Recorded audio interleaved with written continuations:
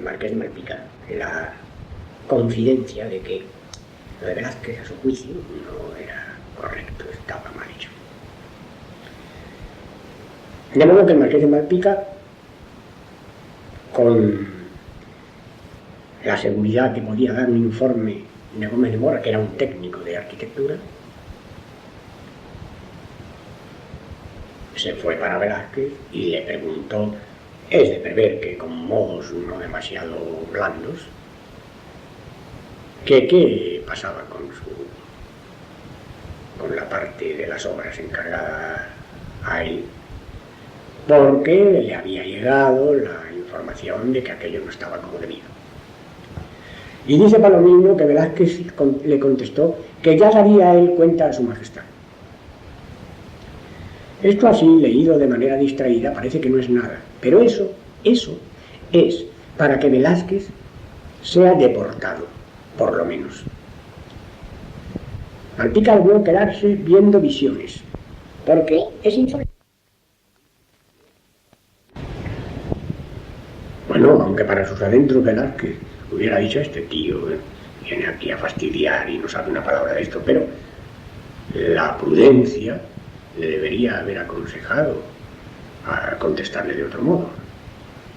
Le contestó de malos modos.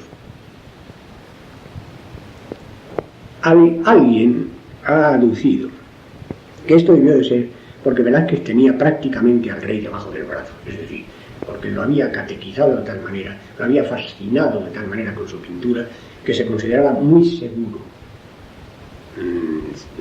bajo la protección del rey.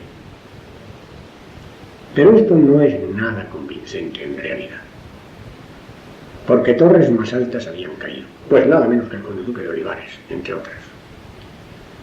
No se podía jugar con seguridad con nadie en aquella corte absoluta, ni siquiera creyendo que uno tenía la protección del rey, porque la protección del rey puede de pronto desaparecer. De modo que cuando Velázquez le dijo a Malpica que ya daría de cuenta a su majestad, lo que cometió fue literalmente un desplante, una chulería.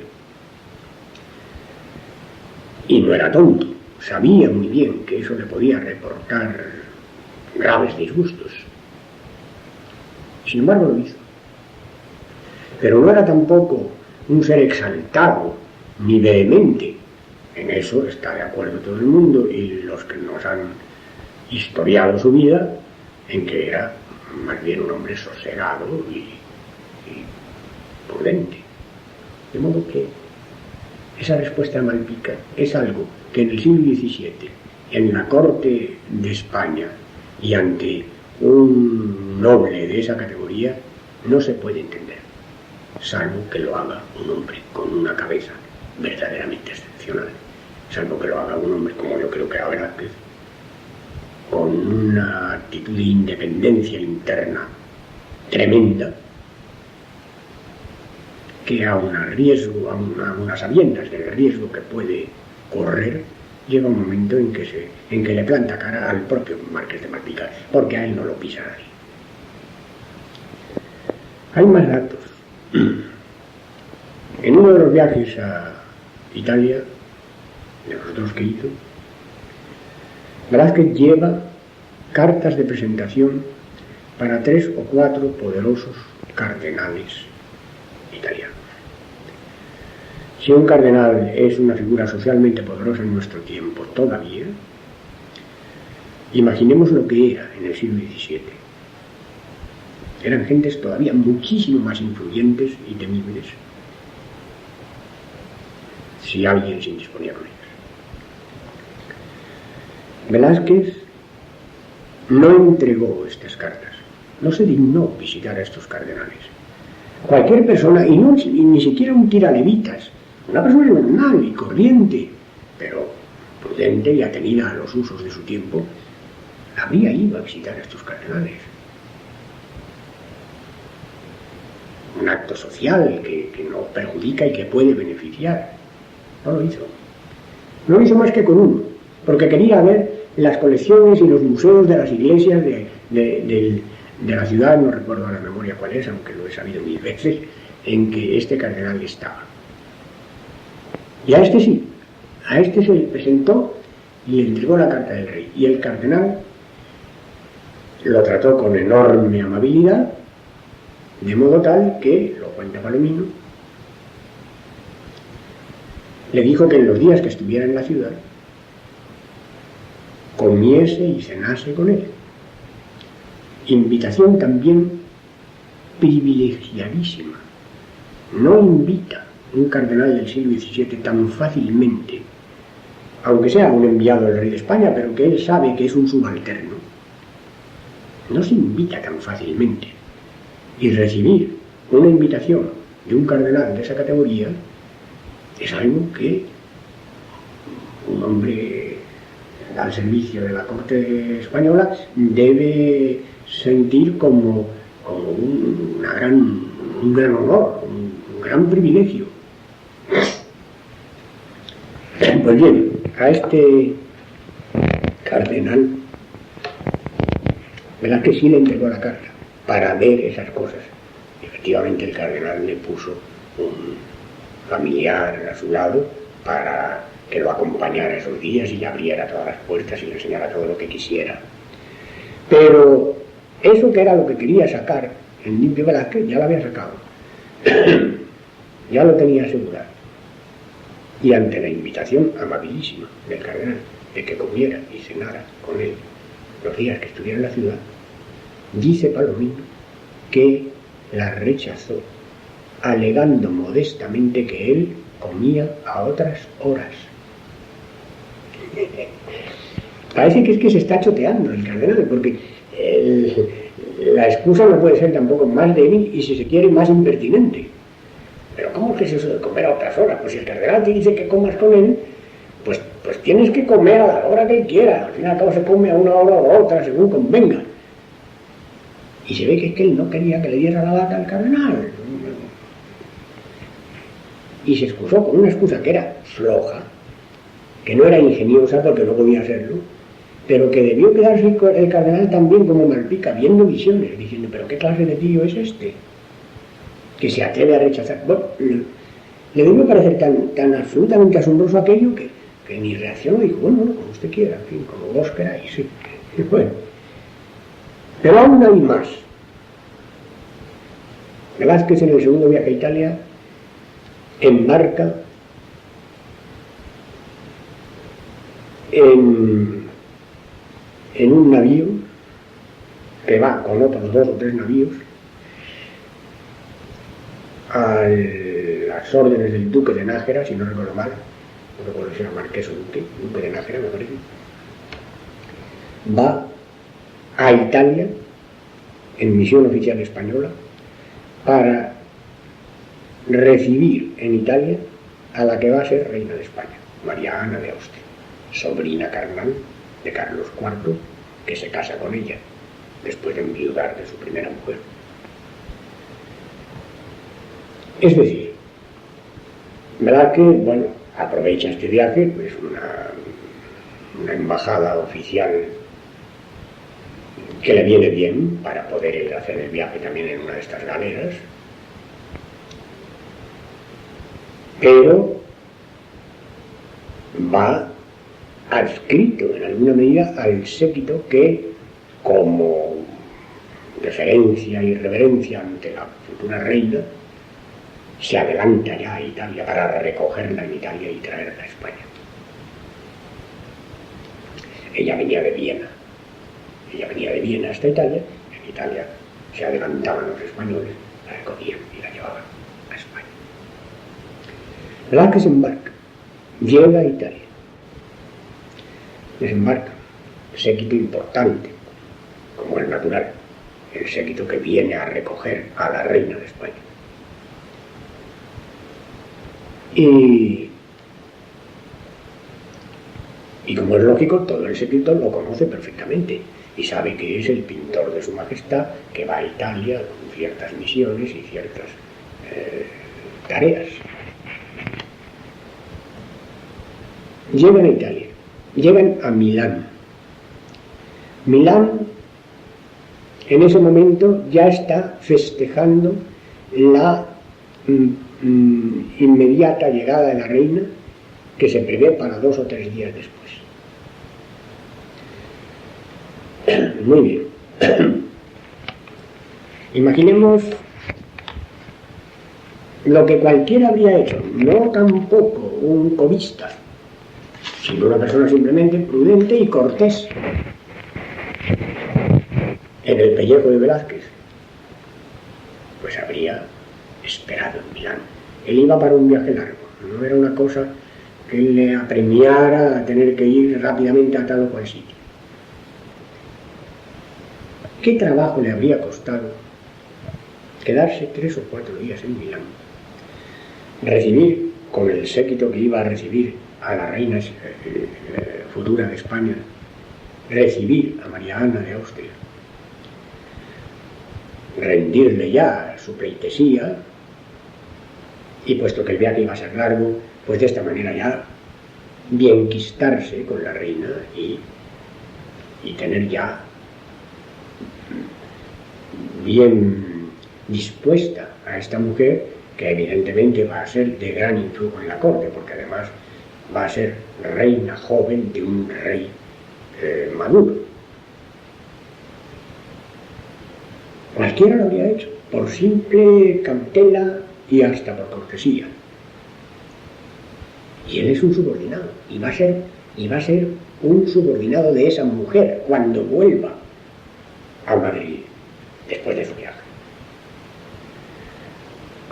Puede incluso hacerle, como era entonces tan acostumbrado, sobre la marcha, el primer retrato, un primer retrato ya como reina de España, y nadie mejor que él, que es el pintor de cámara de su majestad. Seguramente todo el séquito piensa que esto va a ser así. Y seguramente todo el séquito se pasó los días de Milán y mucho después murmurando escandalizadamente de por qué no fue así, porque no fue así. Porque don Diego de Silva Velázquez, este tío raro, este tío a quien yo describo porque creo que fue así firmemente, con una independencia interior implacable, no se dignó esperar a la que iba a ser su reina. Menos se dignó, por consiguiente, hacerle el primer retrato de urgencia, digamos. Retrato que sin embargo se hizo. Lo hizo un pintor que entonces estaba afincado en Milán, y que es un pintor conocido también, Justus Sustermann. Célebre sobre todo porque el más importante retrato de Galileo Galilei que hay es de él, lo hizo él. Pues Justus Sustermann, que no era español y que no era italiano y que estaba en Milán, este hizo el primer retrato de la reina de España, porque el señor Velázquez no se había dignado esperar unos pocos días en Milán para rendir acatamiento a la que iba a ser su reina. Y esto, como no era nada tonto, tampoco él debió dejar de pensar que esto iba a ser muy comentado en la corte madrileña, y que esto se lo iban a decir al rey, y que esto se lo iban a decir a la que iba a ser su reina, y que todo esto no podía sino perjudicarle. Y sin embargo lo hizo. Se fue para Venecia, que era lo que a él le interesaba, y no se quedó.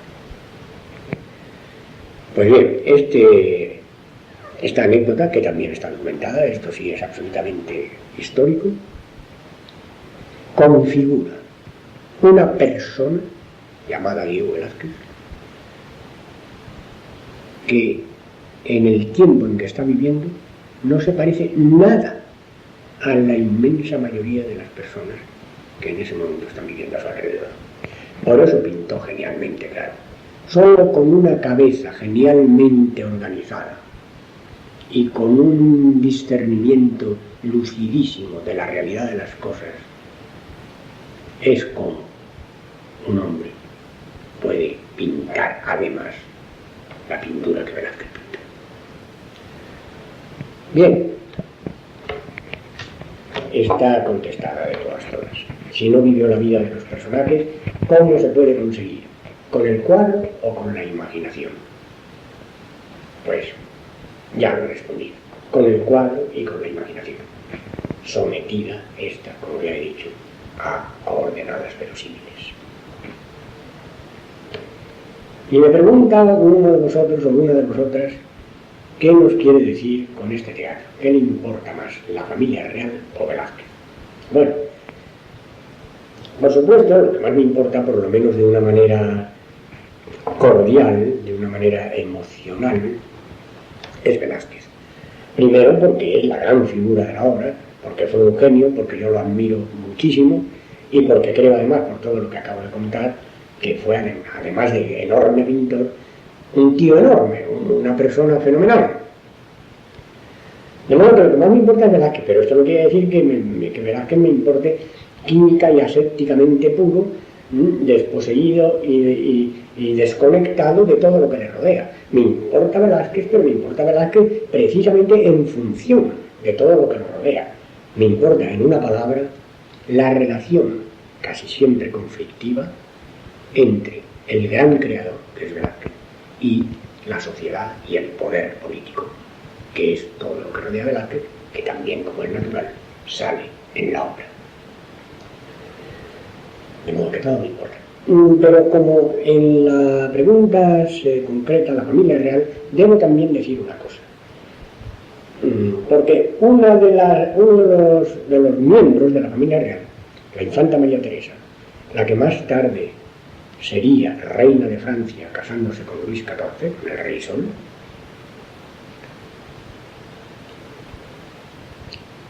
y que en mi obra yo invento que llega a haber una especie de relación, si no amorosa, casi amorosa, de gran ternura y de gran afecto entre Velázquez y esta infantita que tiene 17 años, 16 o 17 años, es casi una niña. Pues claro, muchas gentes eso también me lo reprocharon. Yo me había inventado una infanta española que no tenía ni podía tener nada que ver con la realidad.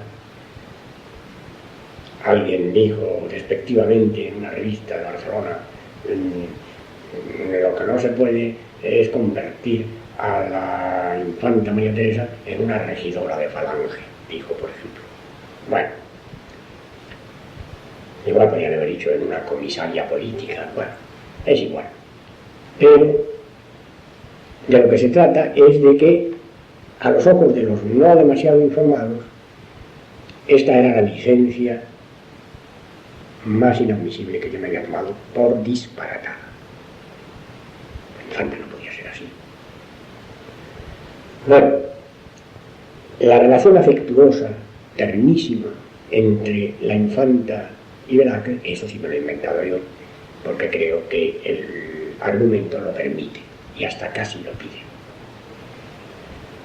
Pero que la infanta no podía ser así, eso no es verdad. Eso no es verdad. Y ahí, dichosamente, también tenemos documentación. Y tenemos documentación porque en una de las cartas de jesuitas del tiempo, que son uno de los grandes periodistas de la época, aunque no vendieran estas cartas, pero en fin, como los escritores de avisos, los avisos de Barrio Nuevo, en los que también me apoyé. Estos eran gentes que escribían muchas cosas, muchos avisos y muchas cartas, que son una gran fuente de información de la pequeña historia del momento. Y en una de esas cartas se relata como en cierto día la infanta María Teresa, de 16 o 17 añitos, se había encarado con su padre y le había hablado de los males del reino y de los disparates que se estaban cometiendo en el país con una sensatez y de una manera que dejó no poco asombrado a su padre y que luego se ha comentado en el palacio también con mucha sorpresa, porque nadie esperaba que esta niña pudiera tener realmente unos entresijos tan elaborados ya y tan conscientes. De modo que el dato existe para saber que la infanta María Teresa, pese a su extremada juventud, era una chica que reflexionaba y que además no tragaba tampoco, y estaba muy de acuerdo con las muchas barrabasadas que estaba viendo, que se cometían por el padre y su gobierno. Que luego se enamoriscó de Velázquez, hombre, seguramente no se enamoriscó de Velázquez en la realidad, esto lo he inventado yo, pero es tan bello que se hubiera podido enamoriscar de Velázquez, porque en rigor, en aquella corte, si Velázquez era realmente, como parece clarísimo que era, un tipo excepcional, y ahora resulta que documentalmente sabemos que ella también era una niña excepcional, es muy posible que hubiera entre los dos, no exactamente amor, pero sí un entenderse entre los dos, muy superior al entendimiento que ella pudiera tener con sus meninas o con su propia madrastra, o al entendimiento que él tenía con el resto de los pintores, que era un entendimiento muy, muy dificultoso, porque todos ellos lo odiaban a muerte. Finalmente, ¿por qué también un pintor sevillano? Y si me gusta Sevilla. Claro, esta era una pregunta de esperar, desde Andalucía, era una pregunta de esperar. Bueno, yo no tomé un pintor sevillano porque fuera sevillano. Pasó que yo tomé a Velázquez porque me importaba desde todos los puntos de vista que hemos esbozado anteriormente, y resultó que ese pintor, que a mí me interesaba y me sigue interesando sobremanera, pues era sevillano. Pues muy bien, me parece estupendo. Ahora, una vez que el pintor que yo elijo resulta que es sevillano, pues bueno, si me sacarán la nota, sin tratar de hacer un sainete a lo andaluz, pero una pizquita sí procuro meterme en la piel de Velázquez y ver en algún grado a un Velázquez que tiene la retranca sevillana. Mirad que esto parece un disparate, porque siempre se habla de la retranca como un fenómeno gallego, que tienen su retranca. Pero a mí se me ocurre ahora hablar de la retranca sevillana, porque creo que los sevillanos tienen una retranca atroz, solo que a su manera, a la manera andaluza, que no es la gallega. Bueno, pues un poco de esa retranca yo intenté poner en algunas pinceladas del personaje cuando lo describí en mi obra, aunque naturalmente sin pasarme, porque nunca sería, en el caso de Velázquez, tal como yo lo concibo, una retranca que llegase a degradar moralmente en cuanto a conducta ética a este pintor. Pero dentro de eso, claro que tenía retranca andaluza. Y esa retranca andaluza, pues, procede de que él era sevillano. Y me dicen, ¿pero le gusta Sevilla? Claro que me gusta Sevilla. ¿Cómo no me gusta Sevilla? No he estado muchas veces en ella. He estado 2 veces. Pero miento, 3 veces. Pero las 3 veces, pues, me ha gustado muchísimo y me pasa muy bien. La primera vez, que mi mujer sí la conocía, pero yo no la conocía todavía, Sevilla, fuimos nada menos que en nuestro viaje de novios. De modo que el viaje de novios nuestro empezó literalmente por Sevilla. En Sevilla pasamos unos cuantos días, después nos fuimos a Granada y seguimos en Andalucía, y luego ya de Granada nos volvimos a Madrid. Pero empezó por Sevilla. Me gustó mucho Sevilla, muchísimo. La segunda vez ya es mucho más reciente, fui con motivo del estreno de una obra mía, hace 1 año o 2. Y fui también con mi mujer, porque pues a ella le apetecía, lo natural, y pasamos unos días muy agradables allí. Además yo tengo allí incluso familia, tengo primos carnales en Sevilla, tengo primos carnales que viven de toda la vida allí. Porque como ya dije antes, pues procedo de familia andaluza, mi padre era gaditano, y entonces pues hay una serie de primos que son también andaluces.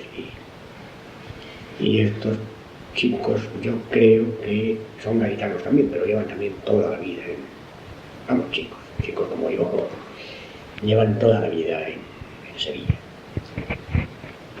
Y esa fue la segunda vez, con motivo del estreno de Una boda mía. Y ya la última, que es bastante más reciente, pues estuve a dar una conferencia. Yo no doy conferencias, doy las menos que puedo. Es un género que me desagrada profundamente. Como el de escribir artículos, son dos cosas que sí, las evito constantemente, me las piden constantemente y las evito constantemente. Pero de vez en cuando le enganchan a uno para alguna de ellas, es inevitable. Y claro, con motivo del estreno mío, cuando estuvimos, la segunda vez que estuve, pues claro, hubo gente muy amable de allí que me robó una conferencia en la Caja de Oro, me parece, que bueno, hacen unos ciclos de conferencias muy interesantes y luego incluso editan una cosa que no sé si habréis visto, pero que es también bien, con fotos y cosas. Bueno, claro, estando allí de visita con motivo del estreno, parecía feo el negarse a esto. De modo que accedí a esta conferencia, lo cual pues, me reportó el que meses después yo tuviera que ir a las fechas prefijadas a dar la conferencia. Esta vez ya fui solo, pero estuve también unos días allí y también lo pasé muy bien. Y bueno, claro, Sevilla, yo podría ahora decir muchas cosas de Sevilla, ¿no? Me limitaré a lo más clásico y, si se quiere, arqueológico, ¿no? No solamente en la patria de Velázquez, que eso ya sería más que suficiente, pero como todos sabemos, en la patria de toda una enorme cantidad de ingenios del siglo de oro que son maravillosos. Y además de eso, bueno, cada vez que pasaba por la calle de las Sierpes, no podía dejar de pensar, al pasar por el edificio en cuestión, que allí estuvo don Miguel de Cervantes Saavedra y que allí probablemente coincidió el Quijote. De modo que está lleno de cosas, de grandes escritores, de grandes pintores, antiguos y modernos. Así que estar allí y pasear por allí, pues es estar también rememorando continuamente cosas que nos atañen de una manera muy honda y muy entrañada. Porque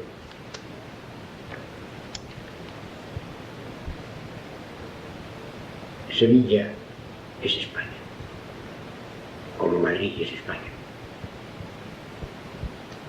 Los grandes artistas sevillanos son sevillanos, sin duda alguna, pero también son españoles y son de todos nosotros, de los que no somos de Sevilla, también lo somos.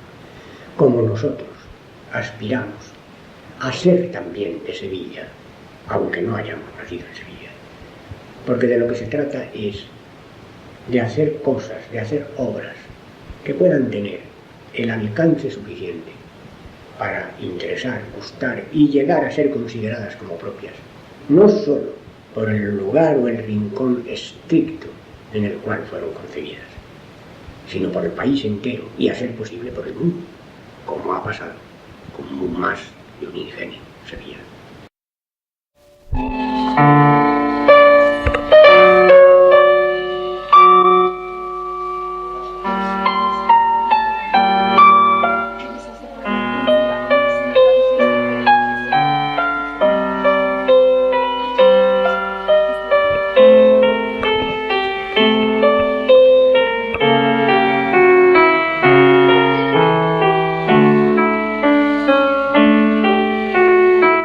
Se acerca y se inclina, señor. Ya en otra ocasión, Carducho, y vos me hablasteis injustamente de Velázquez.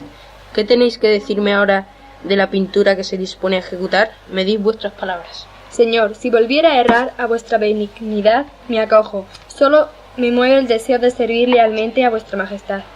Hablad. Si no me constara el amor que don Diego profesa al trono, diría que se mofaba con esta pintura, de su misión de pintor de cámara. Es una pintura de las infantas. Pero nada respetuosa. La falta de solemnidad en sus actitudes las hace parecer simples damas de la corte. Los servidores, los enanos y hasta el mismo perro parecen no menos importantes que ellas. El rey vuelve a sentarse. Nardi titubea, mas sigue hablando. Tampoco se escoge el educatino que responda a la grandeza de vuestras reales hijas, sino un destartalado obrador de pintura, con un gran bastidor bien visible porque... ¿Por qué? Continuad. Con la venia de vuestra majestad lo haré yo, pues sé lo que la prudencia del maestro vacilan de sí. Un gran bastidor en el que el propio sevillano pinta. Lo más intolerable de esta pintura es que representa la glorificación de Velázquez, pintada por el propio Velázquez, y sus altezas y todos los demás están de visita en el obrador de ese fatuo. Más bien resulta por ello un cuadro de criados insolentes que de personas reales, señor.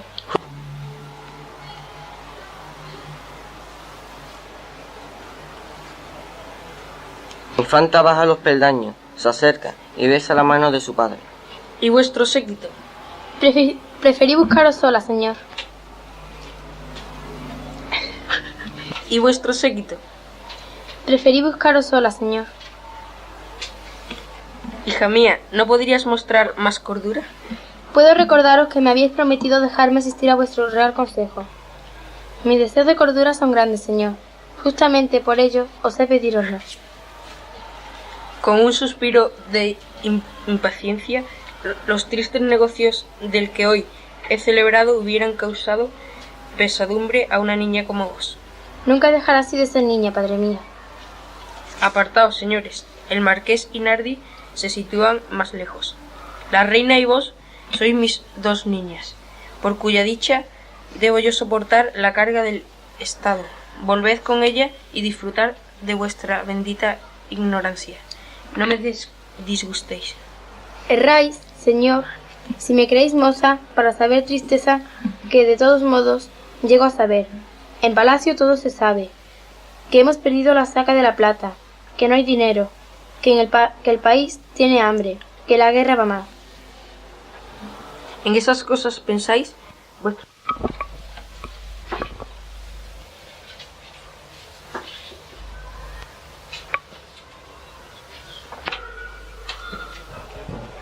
Llevamos un tiempo reunidos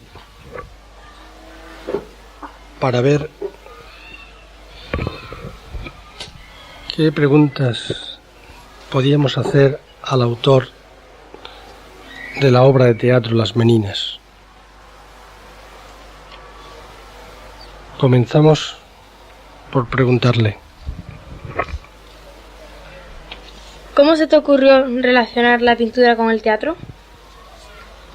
¿Qué te indujo a realizar esta obra de teatro?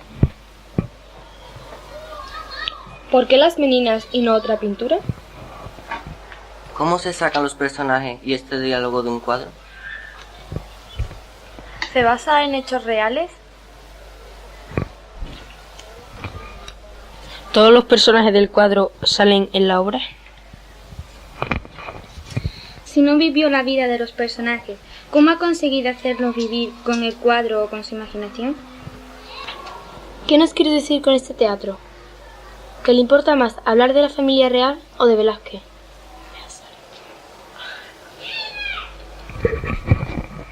¿Por qué tomó un pintor sevillano como personaje? ¿Le gusta Sevilla? La pregunta sé que alude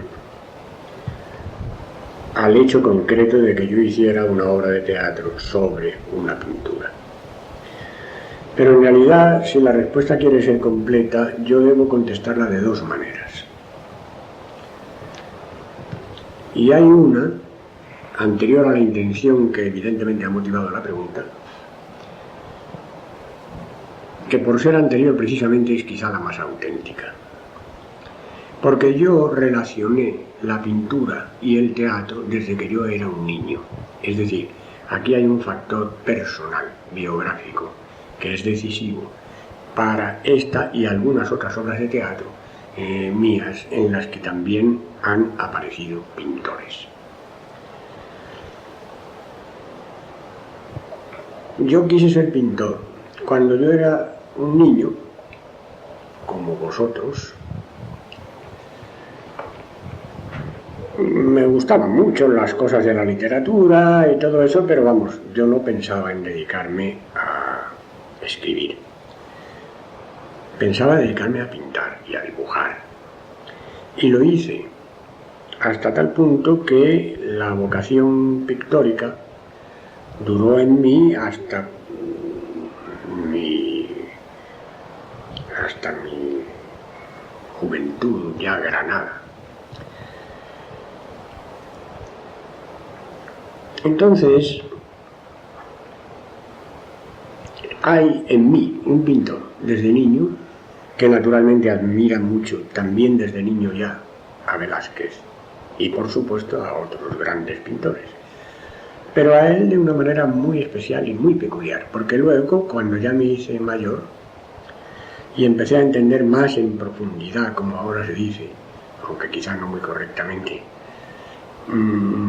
empecé a entender más profundamente los problemas intrincados y complicados de la pintura como arte y como técnica, fui al mismo tiempo advirtiendo cada vez más la enorme altura que en ese sentido tenía Velázquez como pintor. Ya sabemos que hay predilecciones en este sentido muy variables y todas ellas muy legítimas. Es decir, pues hay quien prefiere Goya, hay quien prefiere el Greco, o bien otros pintores extranjeros, hay quien prefiere Rembrandt o Vermeer de Delft, es decir, grandes pintores del mundo.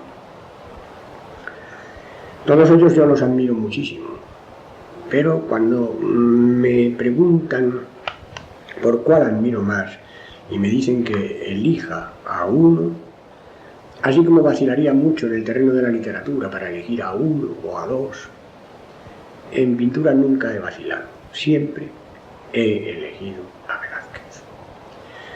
Y sigo creyendo que es el más grande pintor que ha habido en el mundo.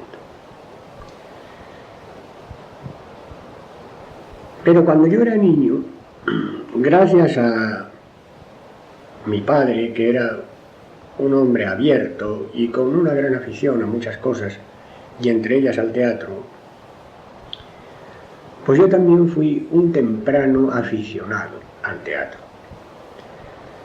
Y fui un temprano aficionado al teatro primero porque mi padre nos llevaba, a mi hermano y a mí, a todas o a casi todas las obras que se daban en mi ciudad natal, cuando aparecían por allí compañías en gira, pero también porque, como aficionado grande que era,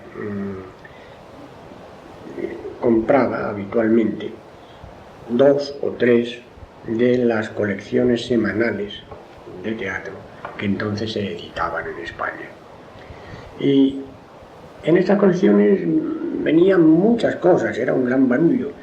Generalmente la mayor parte de los números se dedicaban pues a las obras de actualidad, a las cosas que se estaban estrenando en aquellos años, pero también con cierta frecuencia incluían en la colección clásicos o algunas obras extranjeras que se habían traducido pero no se habían llegado a estrenar.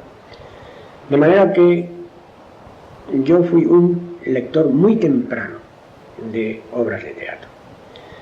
Y esto creo que fue muy bueno para mí, porque aunque yo no tenía entonces ni la más remota idea de que fuese a dedicarme un día a escribir teatro, sin embargo,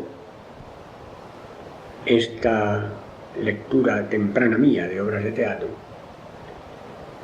evidentemente me dio una familiaridad con el género como tal, con el género literario que llamamos teatro como tal, que luego cuando me puse en serio a escribirlo, pues fue sin duda alguna una preparación previa que de forma más o menos inconsciente, pero muy sólida, yo me había proporcionado a mí mismo. De modo que la relación entre pintura y teatro es por lo pronto una relación personalísima. Si un hombre que quiso ser pintor y que por razones que ahora no vienen al caso, dejó de pintar, fenómeno por otra parte, y dicho sea de paso, bastante más frecuente en las letras de lo que se piensa, muchos escritores importantes han sido o han querido ser antes pintores. Y este es un fenómeno muy curioso sobre el que se podría especular en muchos aspectos, pero que no es ahora nuestro tema. Pues bien, este pintor que yo quise ser y que finalmente dejé de ser para dedicarme a la literatura y concretamente al teatro, inevitablemente en una o en dos o en algunas de sus producciones teatrales tenía que tocar el tema de la pintura o el tema de los pintores, que viene a ser lo mismo. Y por eso en mi producción teatral hay en efecto esta obra, Las Meninas, acerca de Velázquez, pintor del que ya he dicho que es el que yo más admiro de todos los pintores del mundo, pero también hay una obra sobre Goya y también hay una obra, o mejor dicho, dos obras sobre dos pintores inventados por mí, dos personajes que no han existido en realidad, pero que yo hago que sean pintores. De modo que el tema de la pintura está siempre cerca de mi teatro, sin duda por esta afición temprana a la pintura.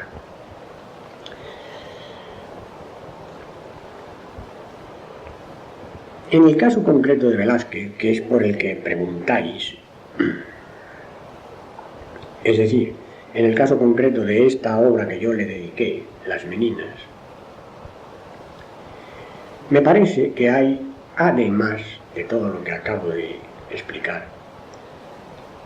razones más hondas. Velázquez pertenece al siglo XVII, pertenece a lo que hemos llamado el barroco español. El barroco español tiene muchas características como tal estilo y tiene manifestaciones esplendorosas en el terreno de la literatura, pero también en el terreno de la pintura.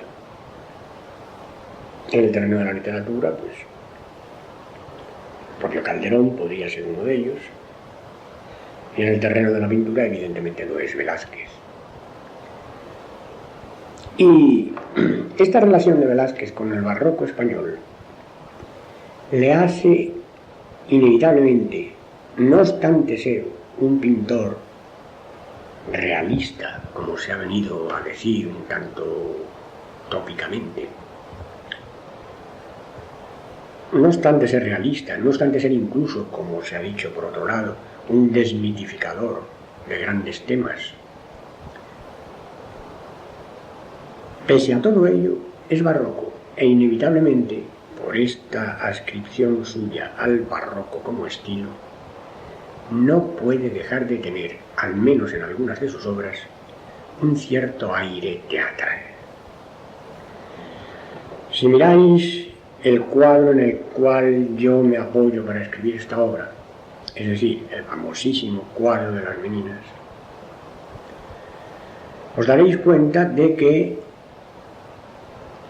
en cierto modo, podríamos decir que es un escenario de teatro. La mayor parte de los personajes están mirando a una especie de público inexistente. Sabemos o hemos deducido que ese público eran los propios reyes, pero lo mismo que eran los reyes, nosotros que estamos ahora ocupando delante del cuadro el lugar que hipotéticamente ocuparon en el obrador o en el taller de Velázquez entonces, determinado sitio, pues estamos en ese sitio. Y ese sitio es una especie de patio de butacas desde el cual estamos viendo la escena de unos personajes que están evidentemente en acción. Hay una acción, ya sabéis, y si no lo sabéis yo os lo recuerdo ahora, que drama quiere decir acción, y entonces el teatro que tienen dentro este cuadro de Las Meninas también se confirma por el hecho de que no solamente están mirando al público, sino que pues hay dos personajes que están departiendo entre sí, y hay una menina que está ofreciéndole a la infanta un búcaro, y hay un enanito que está tratando de hostigar a un perrazo, y hay un hombre al fondo que no se sabe si sube o va a entrar, pero que en todo caso se dispone a hacer algo, y hay asimismo unos reyes reflejados en el espejo, que aunque no es reflejo directo, este es un problema técnico muy intrincado, pero sobre el cual yo estudié un tanto, es el reflejo del cuadro mismo que Velázquez está pintando y que vemos del revés. Pero esto quiere decir que los reyes, a pesar de todo, están delante del cuadro, del supuesto cuadro, están delante de la escena, y por lo tanto son también personajes de esa acción que se está produciendo ahí. Así que se trata de un cuadro teatral. Y no es que yo haya imaginado rigurosamente esta faceta teatral del cuadro famoso de Velázquez. Otras personas habían apuntado ya esta condición de teatralidad o de apariencia de escenario que el cuadro tiene. Incluso creo recordar, cuando yo estrené esta obra, que salió algún chiste gracioso y ingenioso en alguna prensa española, en la cual un padre y un hijo estaban delante del cuadro en el museo, y el hijo le preguntaba al padre: «Papá, ¿dónde está la concha del apuntador?». Bueno, claro, esto se le había ocurrido al caricaturista, al dibujante, porque en esos días estaba representando mi obra con motivo de esta pintura. Pero aunque no se hubiera estado representando mi obra, esta alusión al aspecto escenográfico, teatral que tiene el cuadro, se habría podido hacer, y seguramente lo han hecho. Yo ahora no lo recuerdo bien, otras personas antes que yo. Esta ya sería una buena razón para haber relacionado con el teatro, según la pregunta, esta pintura, la pintura en general, pero concretamente esta pintura de Velázquez.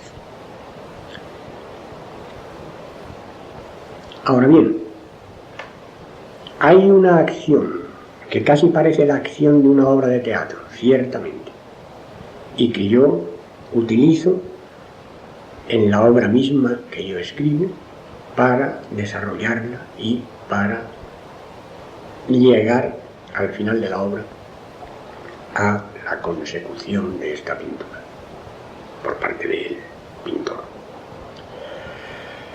Pero esa acción que vemos o que intervemos en este cuadro, en el fondo es ignota, es misteriosa. Vemos que están dedicados a hacer diversas cosas. El propio pintor obviamente está pintando. Los demás, pues parece que están de visita en su taller. La nena parece que tiene sed y la menina que la sirve le ha aportado un búcaro. Pero todo eso son acciones más bien triviales, momentáneas, y a mí se me planteó el interés dramático, en este caso ya de autor teatral, de imaginar o de intuir qué pudo ser la acción de esa escena, no en sí misma, sino en todos sus antecedentes y en todas sus posibles causas. Y entonces yo me inventé un argumento, claro, y lo desarrollé. Y aún la tercera pregunta prácticamente han sido contestadas ya en esta primera respuesta mía.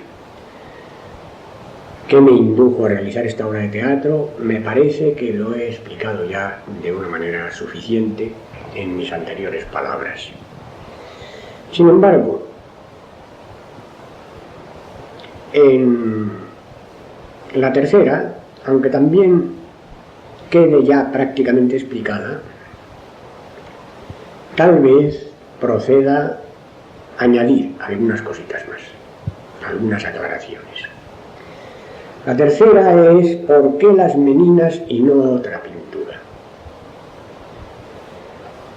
Bien, en gran parte ha sido contestado esto, no cabe duda. Pero voy a precisar un poco más la posible respuesta, haciendo ver que el desarrollo argumental que a mí se me podía ocurrir frente a las meninas era un desarrollo argumental inevitablemente ligado con el gran problema de cómo era o cómo pudo ser la sociedad del siglo XVII y de la realeza en el siglo XVII que Velázquez usó para este cuadro. Porque en este cuadro, aunque no se nos explica nada, porque un cuadro no habla, pero sí se nos presenta una escena que no es protocolaria, que no es solemne, que por el contrario, evidentemente con toda premeditación por parte de Velázquez, pretende presentarlo lo opuesto a esas solemnidades. Un momento en el cual, aun habiendo personajes reales como es la infanta y los reyes invisibles pero presentes, aun habiendo esos personajes, Velázquez lo que le interesa es presentar la verdadera realidad humana y de relación humana que puede esconderse detrás de la solemnidad y de la etiqueta, que en aquel tiempo era enormemente rígida. De modo que Velázquez ya en el cuadro, por el solo hecho de haber concebido un cuadro como este, se nos presenta, y esto tampoco lo he discurrido yo, ya lo han dicho muchos otros estudiosos, se nos presenta como un testigo y participante de la vida cortesana del siglo XVII en el Alcázar Real de Madrid, que sin embargo lleva dentro de su cabeza una implacable mirada, una implacable actitud que le hace mirar a la realidad que lo rodea de un modo insólito. No con las características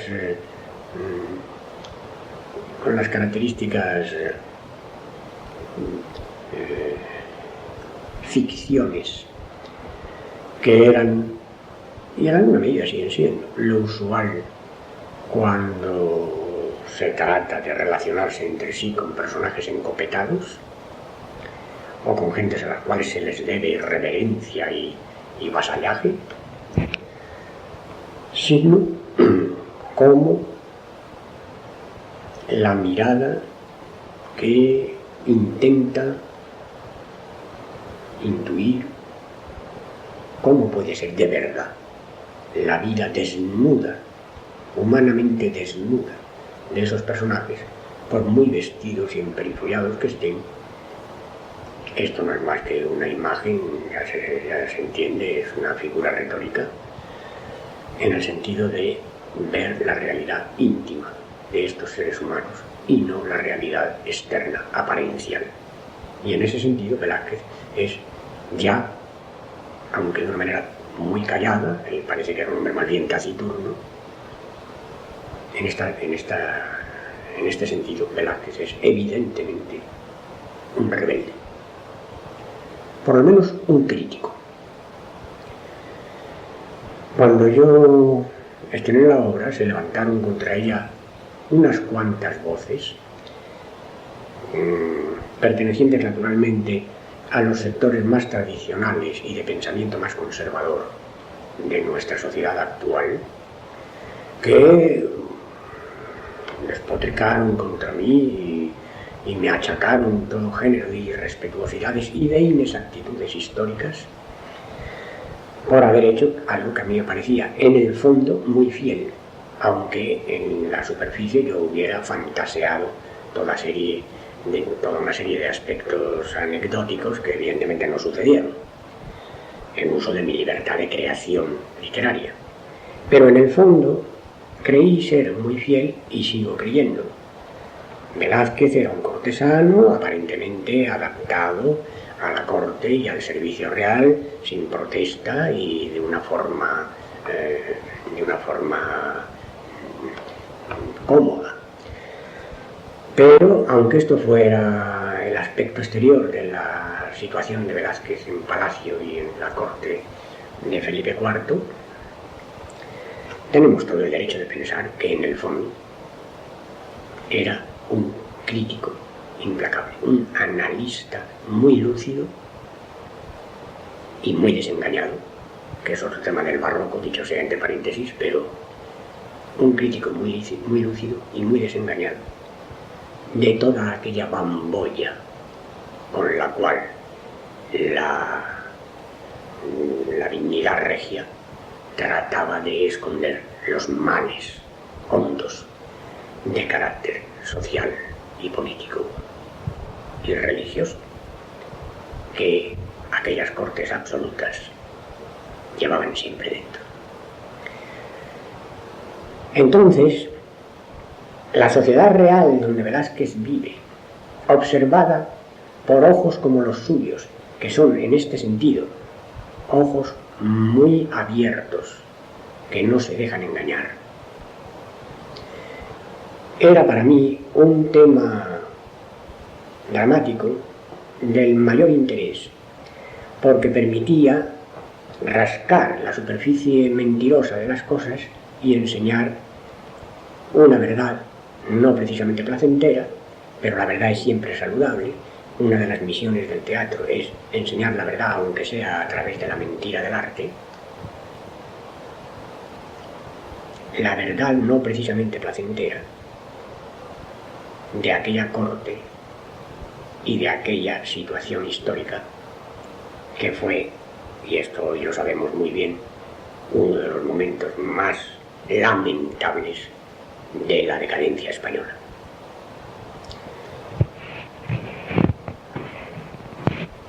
Las voces conservadoras a las que me he referido dijeron: no, Velázquez no podía pensar así, Velázquez no podía ni imaginar actitudes críticas de ese tipo. Bueno, muy señores míos.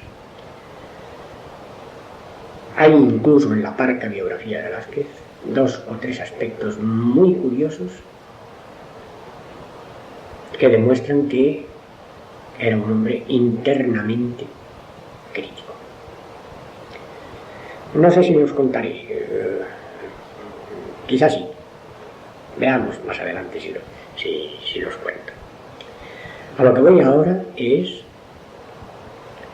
a que Las Meninas, como ojeada por el propio Velázquez a un mundo que está lleno de mentira, de bambolla, de solemnidad artificial y de cosas que en definitiva no responden a la verdadera realidad, Las Meninas, cuadro de apariencia plácida, de apariencia no combativa, lleva dentro, sin embargo, como tal cuadro, la inmensa fuerza de una mirada desprovista de prejuicios y de tópicos, de una mirada que cala en la verdadera realidad.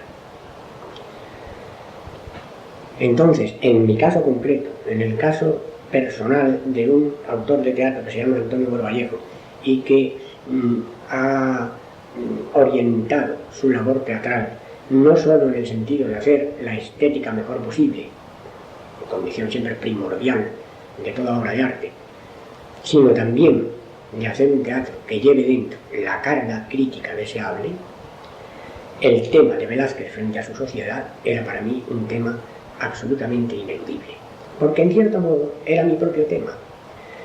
Y quien dice mi propio tema, dice también el tema de cualesquiera otros escritores o artistas de la España de nuestro tiempo, que también se estaban debatiendo con mejor o peor suerte según los casos y con mejor o peor acierto según los casos, pero estábamos todos debatiéndonos ante una situación donde había como la hubo en los tiempos de Velázquez, bambolla, mentira, altisonancia injustificada y, en el fondo, artificialidad y embuste.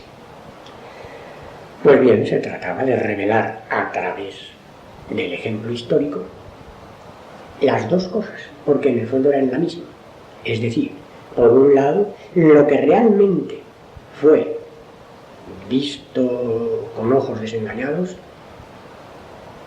el momento y la etapa social en que vivió Velázquez. Y en ese sentido la obra es histórica. Pero, por el otro lado, el momento en que realmente estábamos viviendo nosotros, porque daba la triste casualidad de que en algunos de los aspectos esenciales del ordenamiento social, de las costumbres, de los lugares comunes y de todo lo demás, y aún de cosas más auténticamente materiales, de la injusticia, de la miseria y del hambre, en todos esos aspectos, daba la triste casualidad que nuestro tiempo era bastante parecido al de Velázquez. Buena prueba, y también lamentable, de que en 3 siglos el país no había logrado apenas avanzar y progresar y ponerse al nivel del desarrollo mundial. Y creo que, de momento,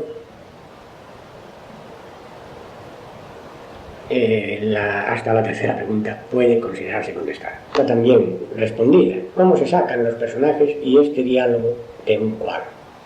Es una cuestión de imaginación, pero naturalmente de imaginación literaria, de imaginación de escritor, que puede ser más o menos feliz según los casos, pero es naturalmente una cuestión de imaginación atenida, sin embargo, a ciertas coordenadas, ciertos marcos en los cuales esa imaginación debe desenvolverse sin transgredirlos para no convertirse en una obra arbitraria o gratuita.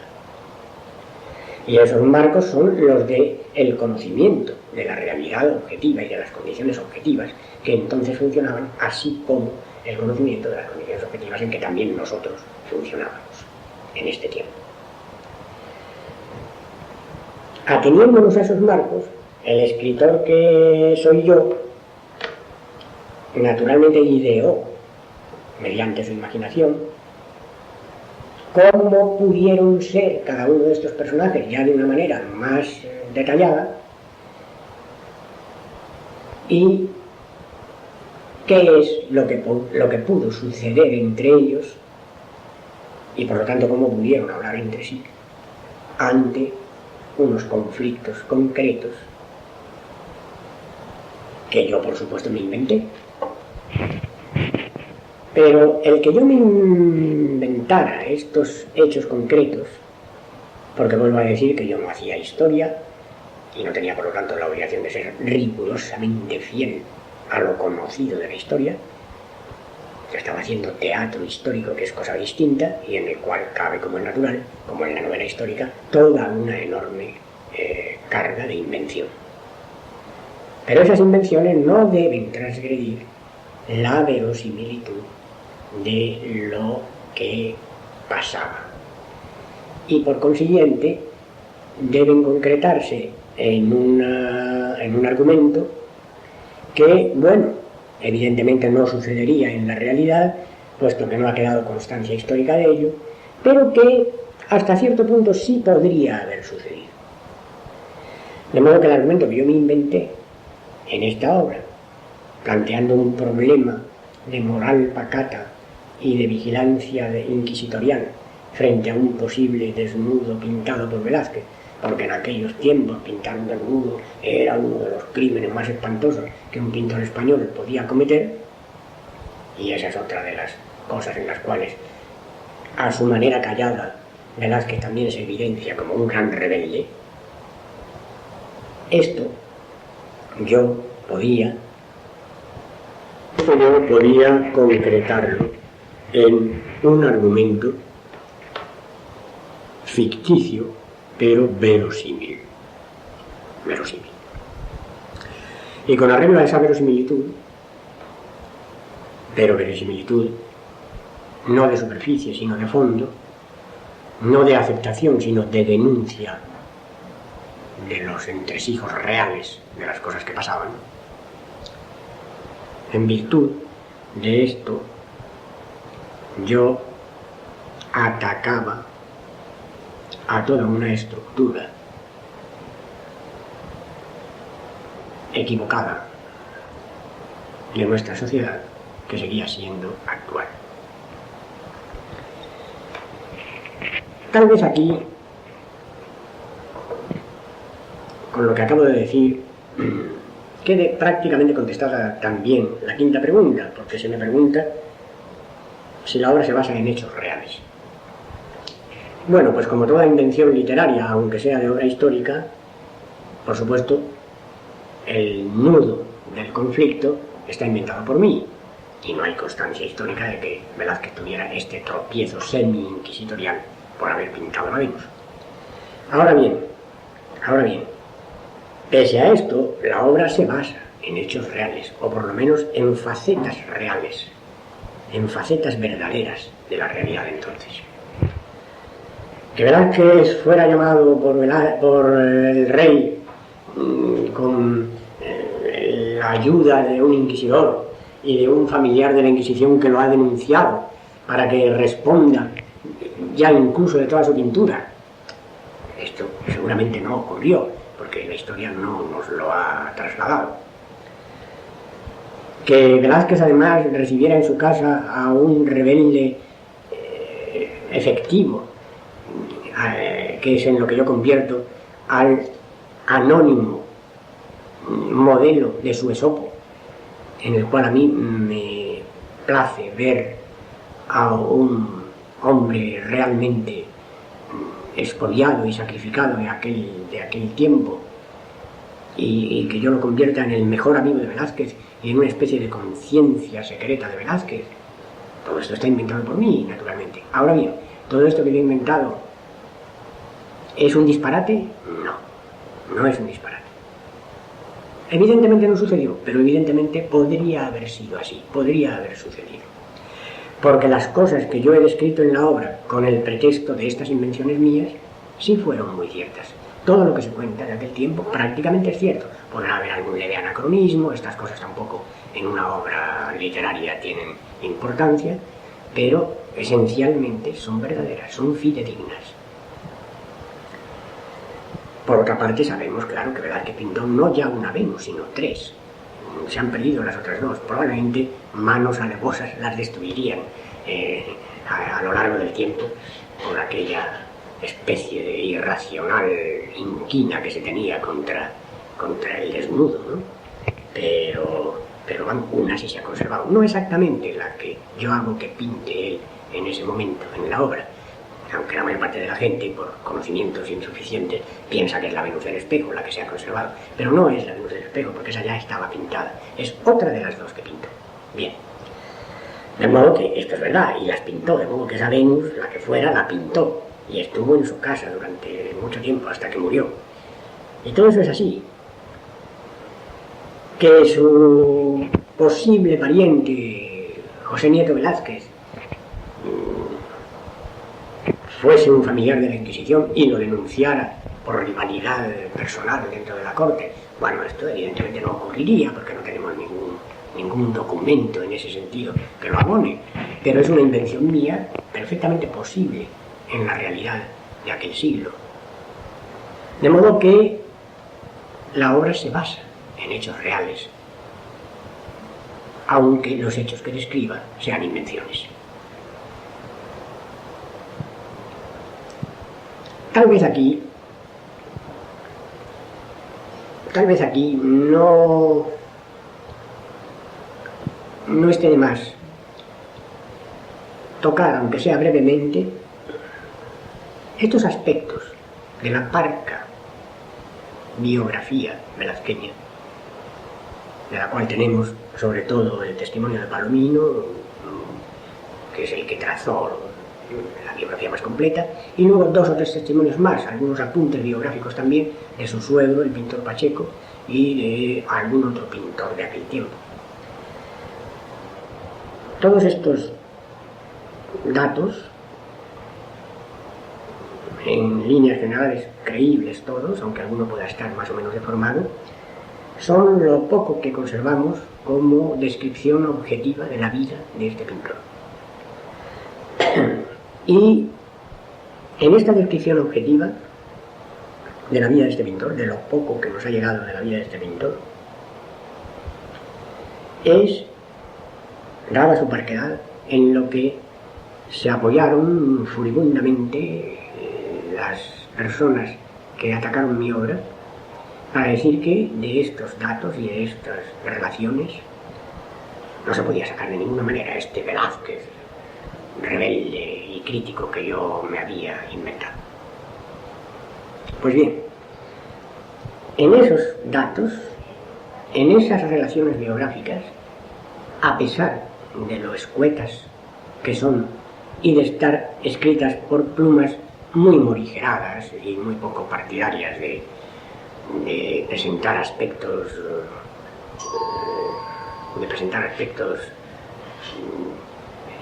poco gratos para quien leyera, hay sin embargo 3 o 4 aspectos, los cuenta Palomino,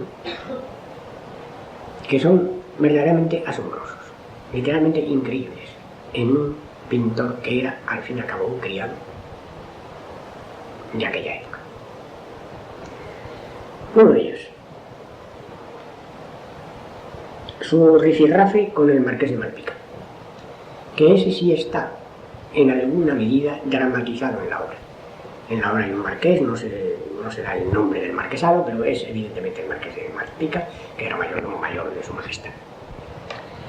Y esto sí está perfectamente documentado, que el Marqués de Malpica, que era noble por los 4 costados, poderoso mayordomo de palacio, de la intimidad del rey y de una categoría social muy superior a la de Velázquez, es decir, era además el superior directo de Velázquez, como mayordomo mayor de palacio que era, y Velázquez aposentado real, el Marqués de Malpica, un noble, y Velázquez no está claro que sea noble, un superior, y Velázquez está clarísimo que es un subordinado, y un hombre de una categoría social enorme, mientras que Velázquez es, bueno, un gran pintor, pero que en realidad pues es poco más un criado, un ujier. Ese noble, con ese noble que era además su superior jerárquico, Velázquez tuvo una agarrada, como diríamos vulgarmente. Se le había confiado a Velázquez y a Gómez de Mora, que era el arquitecto del palacio, se les había confiado la reforma y el arreglo de una de las salas de palacio, y la parte en que Velázquez tenía que trabajar y planear, según Gómez de Mora, no había quedado como debía ser, y, como diríamos vulgarmente, se chivó.